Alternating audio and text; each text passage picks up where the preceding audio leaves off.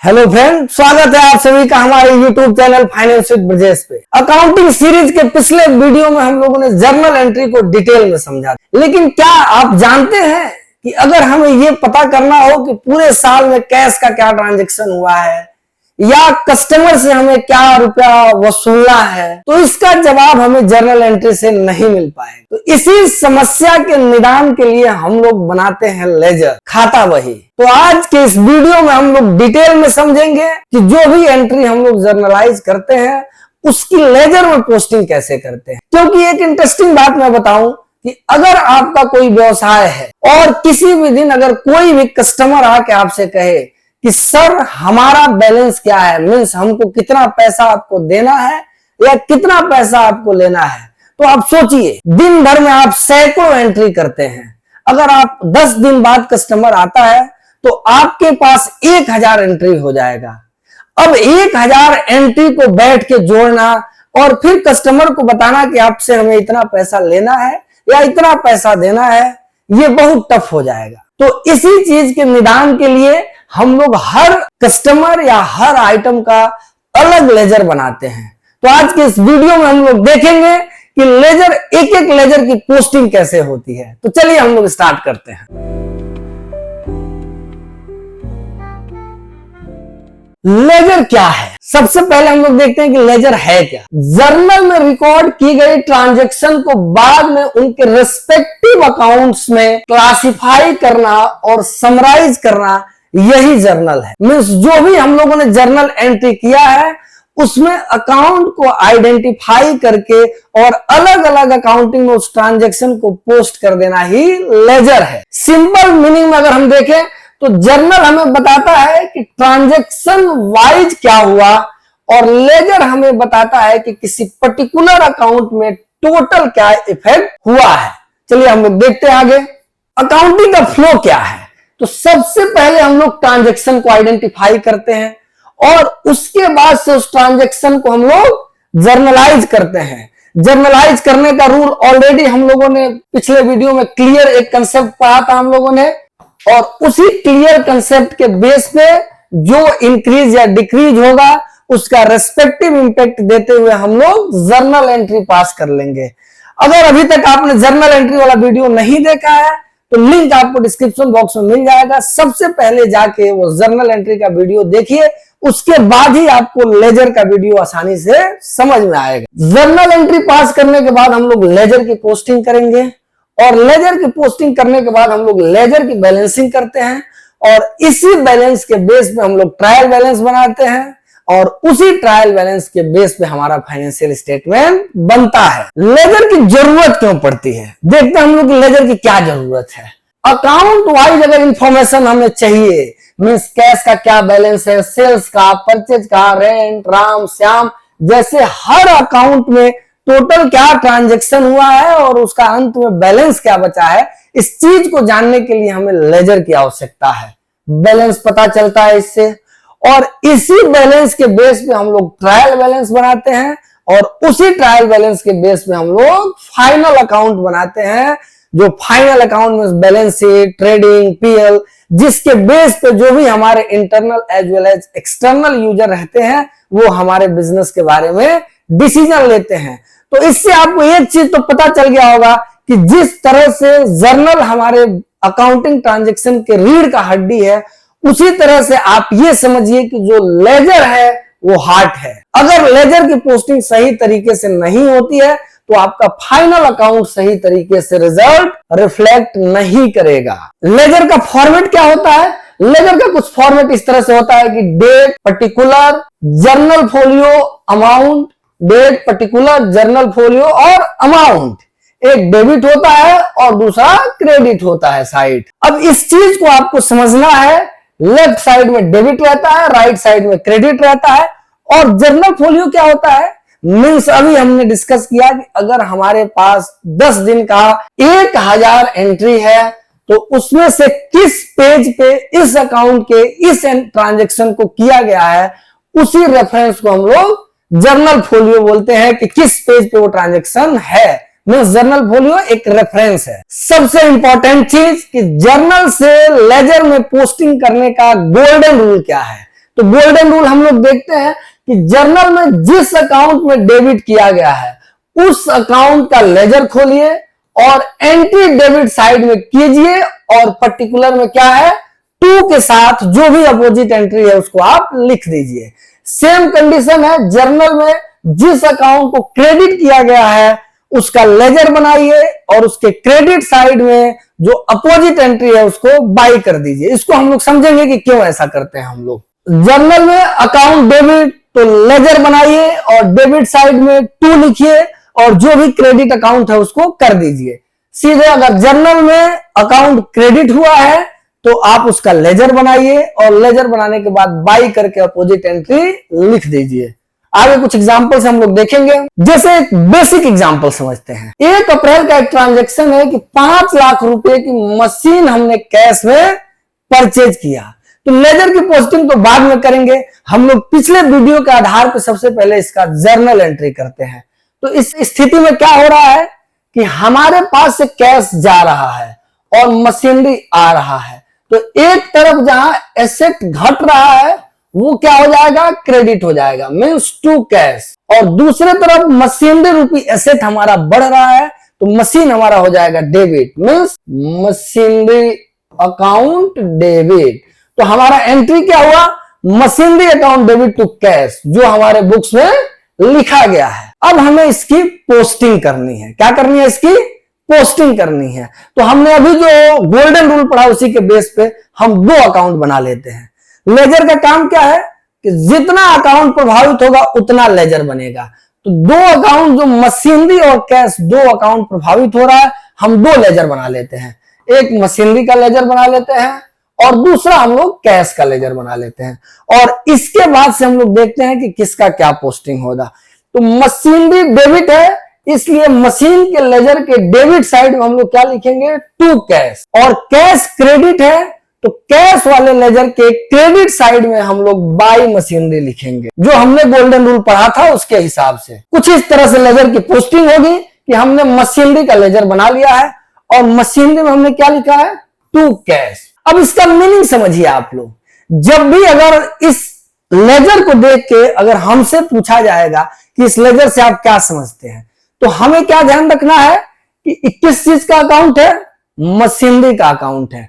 अब हम लोग अभी इसको आगे बैलेंसिंग करेंगे, लेकिन अभी मैं आपको छोटा सा एग्जांपल समझाता हूं कि जैसे मान लीजिए कि 2 कैश हो गया और बाई में कुछ नहीं है। हम लोग जब भी लेजर की बैलेंसिंग करते हैं तो जो साइड ज्यादा होता है उसके अपोजिट साइड में हम लोग क्या लिखते हैं, सीडी लिख देते हैं, बाई सीडी। इस केस में क्या हो रहा है कि मशीनरी का जो डेबिट साइड है वो 5 लाख हो रहा है, तो हम लोग क्या लिखेंगे, बाई सीडी 5 लाख। और जो ज्यादा होता है उसे हम लोग क्या कहते हैं कि डेबिट बैलेंस। अगर डेबिट ज्यादा हुआ तो डेबिट बैलेंस है, अगर क्रेडिट ज्यादा हुआ तो क्रेडिट बैलेंस है। क्यों, नॉर्मल भाषा में समझिए, लेमैन लैंग्वेज में हम लोग यही कहते हैं ना कि जो ज्यादा है वही बैलेंस है। तो मीन्स अगर हमारा डेबिट ज्यादा हो रहा है तो हमारा डेबिट बैलेंस है। और जनरली भी आप लोग जानते हैं कि एसेट का जो होता है नॉर्मल केस में डेबिट बैलेंस ही होता है। कैश अकाउंट हम लोगों ने बनाया, कैश में बाई मशीनरी हम लोगों ने किया, इस केस में क्या है, कैश का क्रेडिट बैलेंस है। ये जनरल सिंगल एंट्री के लिए है, हम लोग बाकी अभी डिटेल में और देखते हैं पोस्टिंग। एक कॉम्प्रिहेंसिव एग्जांपल देखते हैं। जैसे हमने कैश से बिजनेस स्टार्ट किया 10 लाख के कैश से, तो हम लोग इसका सबसे पहले जर्नल एंट्री करेंगे। गुड्स कैश में परचेज किया, इसका भी जर्नल एंट्री होगा। इन सभी ट्रांजैक्शन का सबसे पहले हम लोग जर्नल एंट्री करेंगे, जिसको ऑलरेडी हम लोग पिछले वीडियो में डिस्कस कर चुके हैं। एक बार हम लोग रिवाइज कर लेते हैं कि अगर 10 लाख रुपए के कैपिटल से अगर हमने बिजनेस स्टार्ट किया है तो उस केस में जो हमारा एंट्री होगा वो क्या होगा, cash account debit to capital. अगर हमने कैश में कुछ परचेज किया है गुड्स तो purchase account debit to cash. अगर हमने फर्नीचर कैश में परचेज किया है तो फर्नीचर डेबिट टू कैश। अगर हमने सेल किया है कैश में तो कैश डेबिट टू सेल। अगर हमने उधार में राम से परचेज किया है तो उस केस में परचेज डेबिट टू राम। अगर हमने उधार में श्याम को बेचा है तो श्याम डेबिट टू सेल।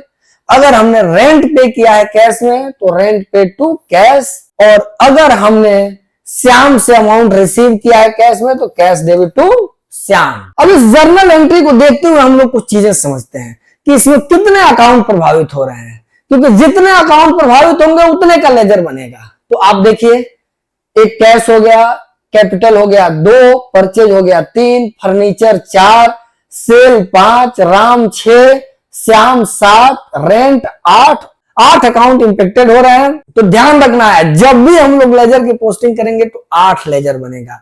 अब एक एक करके पोस्टिंग हम लोग देखते हैं। सबसे पहले हम लोग क्या करते हैं, कैश की पोस्टिंग देखते हैं। हमने क्या पढ़ा था गोल्डन रूल में कि कैश डेबिट हो रहा है, तो जब भी कैश का लेजर बनेगा तो हम लोग लेजर बनाएंगे कैश का, और डेबिट साइड में क्या करेंगे, 2 कैपिटल लिख देंगे, मींस 2 लगा के, और अपोजिट साइड लिख देंगे, अमाउंट लिख देंगे 10 लाख रुपया।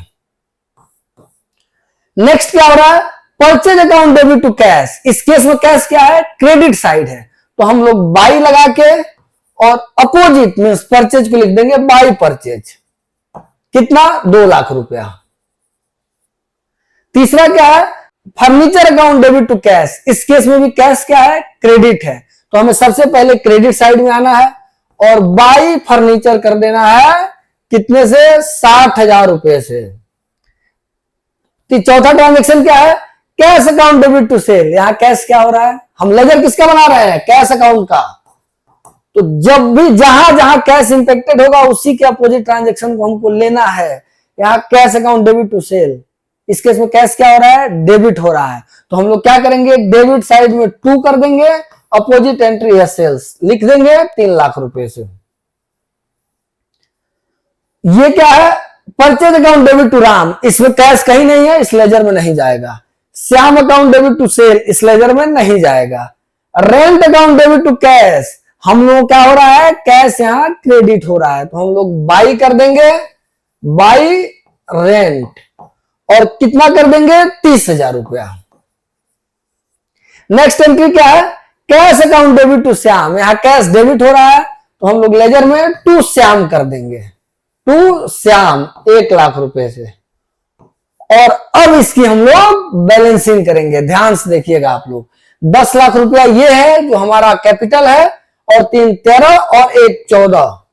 डेबिट साइड हो रहा है 14 लाख रुपया, और क्रेडिट साइड में क्या हो रहा है, 2,90,000 रुपया। तो ज्यादा कौन सा हो रहा है, डेबिट साइड, तो बैलेंस किसका गिरेगा, डेबिट साइड का गिरेगा, कैश का। चलिए हम लोग देखते हैं अपने गोल्डन रूल के हिसाब से हम लोगों ने जो भी पोस्टिंग की है उसका अल्टीमेट रिजल्ट यही है कि इधर हमारा 14 लाख रुपया हो रहा है, और इधर जो हो रहा है वो 2,90,000 रुपया हो रहा है। इसका मतलब डेबिट बैलेंस है 11,10,000। जो ज्यादा होगा उसी का बैलेंस होगा। और इस डेबिट बैलेंस का मतलब क्या है, इसका मतलब यह है कि अभी हमारे पास कैश ज्यादा है। इसको और थोड़ा सा एनालाइज करते हैं। जब भी हमने कैपिटल इंट्रोड्यूस किया तो कैश 10 लाख से आ गया बिजनेस में, सेल किए तो 3 लाख और रुपया आ गया, और श्याम से 1 लाख रुपया मिला, तो टोटल व्यवसाय में रुपया कितना आ गया, 14 लाख। और हमने क्या किया, परचेज कर लिया 2 लाख रुपए का, फर्नीचर खरीद लिया 60,000 का, और रेंट दे दिया 30,000 का। मीन्स टोटल खर्चा हमने 2,90,000 रुपया कैश में किया है। इसका मतलब अभी हमारे पास 11,10,000 रुपया बचा है। आपने लेजर का कमाल देखा, हमने तुरंत बता दिया कि हमारे पास कैश क्या बचा हुआ है। यही अगर मैं आपको ये 10 एंट्री दे देता और मैं कहता कि आप बताइए कैश आपके पास क्या है, तो आप नहीं बता पाते। यही इंपॉर्टेंस है लेजर का। दूसरा लेजर पोस्टिंग हम लोग परचेज का देख लेते हैं कि हमने 2 लाख रुपए का परचेज कैश में किया है, और राम से उधार में हमने परचेज किया है 1.5 लाख रुपए का। हमारे परचेज का बैलेंस क्या हो जाएगा, 3.5 लाख। जो भी ऊपर एंट्री है उसी के बेस पे हम लोग लेजर बना रहे हैं। तो लेजर के गोल्डन रूल को हमेशा याद रखना है कि अगर जिस चीज का लेजर बना रहे हैं तो सबसे पहले ध्यान रखेंगे कि उसका जर्नल एंट्री में पोजीशन क्या है। मींस अगर वो डेबिट है तो उसका लेजर बनाएंगे, मींस उसका खाता बुक बनाएंगे, और उसमें जो भी अपोजिट एंट्री है डेबिट साइड में 2 करके अपोजिट एंट्री कर देंगे। अगर उसका पोजीशन क्रेडिट है तो उसका लेजर बनाएंगे, और उसमें क्रेडिट साइड में बाई करके उसका अपोजिट एंट्री लिख देंगे। और ये करने के बाद हम लोग क्या करेंगे, बैलेंसिंग कर लेंगे और जो बैलेंस बचेगा वही उसका एक्चुअल पोजीशन होगा। अगर डेबिट बैलेंस बचता है तो वो एसेट या एक्सपेंस को इंडिकेट करेगा, और क्रेडिट बैलेंस बचता है तो वो लायबिलिटी, कैपिटल या इनकम को इंडिकेट करेगा। एक बार हम लोग बैलेंसिंग देख लेते हैं, जो ऑलरेडी ऊपर हम लोगों ने बैलेंसिंग का इंपैक्ट देख लिया है कि हमें क्या करना है, डेबिट और क्रेडिट साइड का टोटल निकालना है, डिफरेंस कैलकुलेट करना है, और जो भी शॉर्टर साइड है, जो कम पड़ रहा है, वहां हम लोग बैलेंस सीडी लिखेंगे। नेक्स्ट पीरियड का जब भी हम लोग ओपनिंग करेंगे तो उस केस में अपोजिट साइड में क्या लिखेंगे, हम लोग बैलेंस बीडी लिखेंगे। मीन्स जो भी उस साल का बैलेंस था वो अगले साल में इस बैलेंस से शुरू हो रहा है। एग्जाम्पल जो हमने अभी कैश का जो लेजर बनाया था उसके हिसाब से देख लेते हैं कि टोटल डेबिट हुआ था 14 लाख रुपया, टोटल क्रेडिट हुआ था 2,90,000 रुपया, डिफरेंस बना है 11,10,000 रुपया। तो हम लोग 30 अप्रैल के डेट में, अगर हम क्लोजिंग मान लेते हैं 30 अप्रैल का, तो हम लोग क्या लिखेंगे, बाई बैलेंस सीडी लिखेंगे क्रेडिट साइड में 11,10,000 रुपए का। और अगले साल में 1 मई को जब भी हम लोग स्टार्ट करेंगे तो उस केस में क्या लिखेंगे, टू बैलेंस बीडी करके हम लोग 11,10,000 के बाद से हम लोग लेजर स्टार्ट करेंगे, जो आपके सामने दिख रहा है। मीन्स हम लोग इससे लेजर स्टार्ट करेंगे। एक चीज और इंटरेस्टिंग बता दूं, ये जो भी आपने जर्नल एंट्री किया था उसका जो भी हम लोगों ने लेजर पोस्टिंग किया उसका इंपैक्ट क्या हुआ, आइए देखते हैं हम लोग। इंपैक्ट हुआ कि हमें पता चल गया कि हमारे पास कैश कितना है, 11,10,000 है, परचेज कितना है, 3,50,000 है, सेल कितना हुआ है, 5,20,000 का हुआ है, राम का क्रेडिट बैलेंस है, मीन्स राम को हमें कितना पैसा देना है, 1.5 लाख रुपया देना है, श्याम का डेबिट बैलेंस है, मीन्स श्याम से हमें कितना पैसा लेना है, 1,20,000 रुपया लेना है, रेंट 30,000 रुपया डेबिट है, मीन्स रेंट हमारा खर्चा है 30,000 रुपया, फर्नीचर डेबिट बैलेंस है, मीन्स फर्नीचर हमारा एसेट है, और कैपिटल क्रेडिट बैलेंस है, कैपिटल हमारा हमेशा जो जनरल केस में क्या रहता है, क्रेडिट बैलेंस रहता है। इसका नेचर आप देखिए, asset, trading expense, income trading, creditor, debtor, expense, asset और कैपिटल।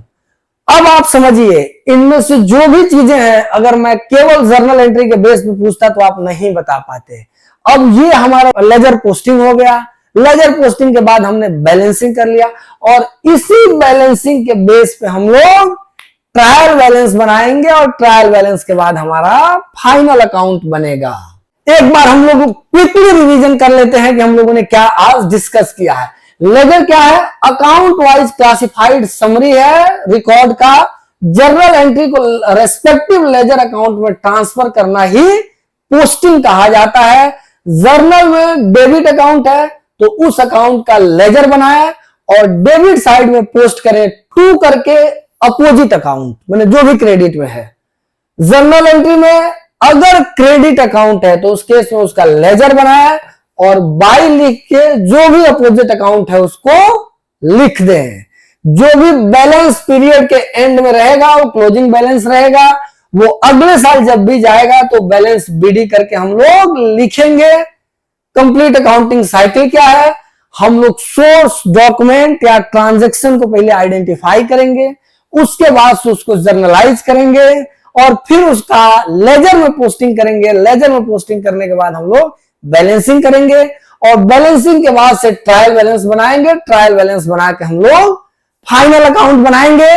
तो ध्यान रखना है, किसी भी जर्नल एंट्री के पोस्टिंग में किसी प्रकार का कोई मिस्टेक नहीं करना है, क्योंकि अगर आपने पोस्टिंग में किसी प्रकार का कोई मिस्टेक किया तो आपका ट्रायल बैलेंस मैच नहीं होगा और आपका पूरा फाइनल अकाउंट गड़बड़ हो जाएगा। तो आज के इस वीडियो में हम लोगों ने डिटेल में समझा लेजर के बारे में। अगर किसी प्रकार का कोई कंफ्यूजन रहता है लेजर में तो हमें कमेंट बॉक्स में जरूर बताएं। Thank you.